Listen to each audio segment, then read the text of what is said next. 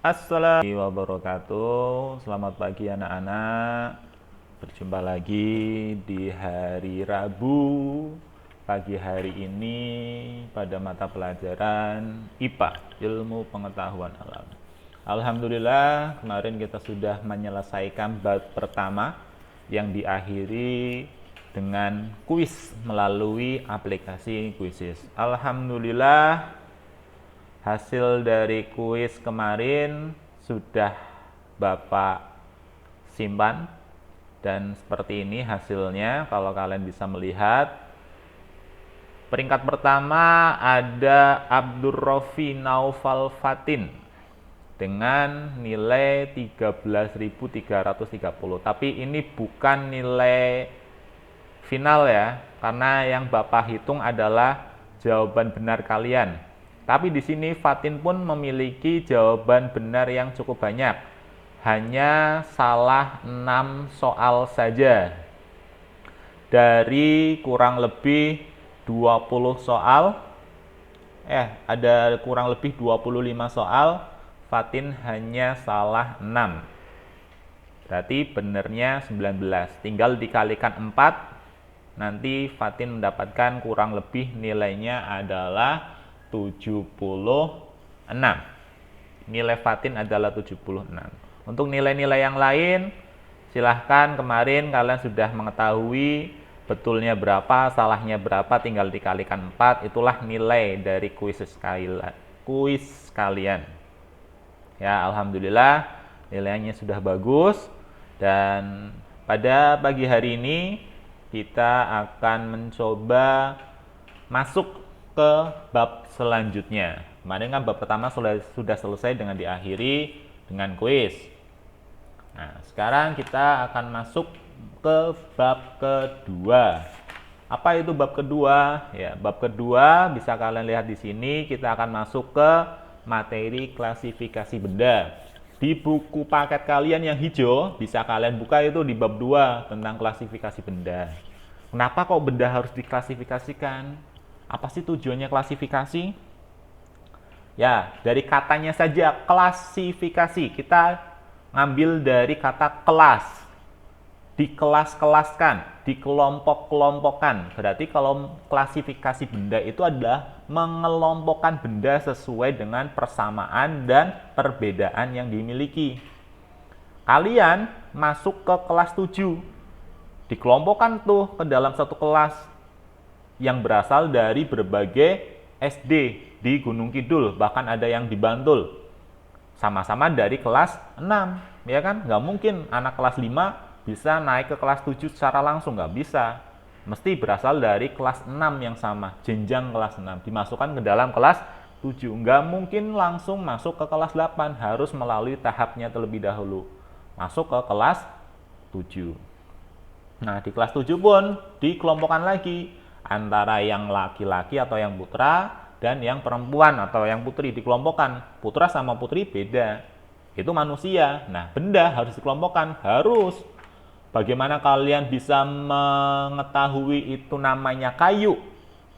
Bagaimana kalian bisa mengetahui itu namanya buku, piring, meja, televisi, kucing, kambing, dan sebagainya? Itu dari apa ya? Dari yang tampak pada benda tersebut. Kalian mengetahui kayu itu teksturnya keras. Kalau dipukul memunculkan bunyi. Buku bentuknya seperti ini, berlembar-lembar. Piring bentuknya seperti itu, bisa menampung dan sebagainya. Sehingga kalian harus tahu kenapa benda itu diklasifikasikan. Kenapa benda itu harus dikelompokkan. Tujuan utama klasifikasi benda adalah mengetahui perbedaan dan persamaan pada benda tersebut. Itu tujuan utama kita mengklasifikasi. Mengetahui perbedaan. Kayu dikelompokkan menjadi satu, di satu tempat. Kayu semua, jenis-jenis kayu di sana. Plastik dikelompokkan ke dalam satu tempat juga. Yang benda-benda yang atau bahan-bahan atau yang lainnya yang terbuat dari plastik dimasukkan ke dalam kelompok yang lainnya. Apakah benda hanya meliputi benda mati? Apa sesuatu yang mati, yang tidak bergerak, tidak bernyawa? Tidak. Pada dasarnya benda itu adalah yang ada di sekitar kita. yang ada di sekitar kalian itu termasuk dalam benda. Seperti pada gambar yang Bapak kirimkan ini adalah termasuk benda-benda yang ada di sekitar kalian. Nah, pada gambar ini benda-benda itu tidak hanya benda mati kan, tapi juga ada benda-benda yang hidup. Seperti halnya semut, seperti halnya burung, seperti halnya kambing, ayam, cicak, kecoa, itu juga termasuk ke dalam benda. Tapi benda-benda tersebut berbeda, karena klasifikasi benda itu mencakup kedua, benda mati dan benda hidup. Nah, pada kesempatan kali ini, kita akan mencoba mempelajari benda-benda yang hidup. Karena benda-benda mati itu kita hanya mempelajarinya terhadap bahan penyusunnya saja. Nanti itu ada materinya tersendiri terkait dengan bahan penyusun benda mati. Tapi pada hari ini kita akan lebih fokus mempelajari benda hidup, atau bisa kita sebut juga adalah makhluk hidup. Makhluk hidup apakah perlu diklasifikasikan, Pak? Perlu. Kalian bagaimana mengenal sapi? Bentuknya seperti itu, warnanya seperti itu, memunculkan suara oh. Berbeda dengan kambing yang memunculkan suara be. Berbeda juga dengan kucing yang memunculkan suara meong. Kenapa harus diklasifikasikan? Supaya kalian paham mana sapi, mana kambing, dan mana kucing. Apakah harus dikelompokkan berdasarkan persamaan dan perbedaan yang dimilikinya, Pak? Ya jelas. Setiap makhluk hidup itu memiliki ciri-cirinya. Memiliki ciri-ciri sendiri. Manusia memiliki ciri-ciri seperti apa? Memiliki rambut, ya kan? Tubuhnya tegak, memiliki tangan sama kaki. Sapi juga memiliki tangan sama kaki, Pak. Memiliki, tapi strukturnya beda, morfologinya beda, tampakan dari luarnya berbeda. Karena apa? Ya karena memiliki ciri-ciri yang berbeda. Tapi perlu kalian tahu, sapi sama manusia itu masih dalam satu kelompok. Kelompok apa, Pak? Kelompok mamalia. Kok bisa, Pak? Ya sama-sama memiliki kelenjar susu. Sama-sama memiliki kelenjar susu. Sapi bisa menghasilkan susu. Manusia, khususnya wanita, bisa menghasilkan susu ASI. Ya kan, sama-sama. Nah, manusia sama sapi dikelompokkan menjadi satu kelompok yang sama. Karena persamaannya yang dimilikinya, yaitu bisa menghasilkan kelenjar susu. Seperti itu. Nah, ciri-ciri apa lagi sih, Pak, yang membedakan atau yang membuat klasifikasi itu ada? Nah, ciri-ciri apa ya yang dimiliki oleh makhluk hidup supaya bisa dikelompokkan menjadi satu kelompok atau berbeda kelompok?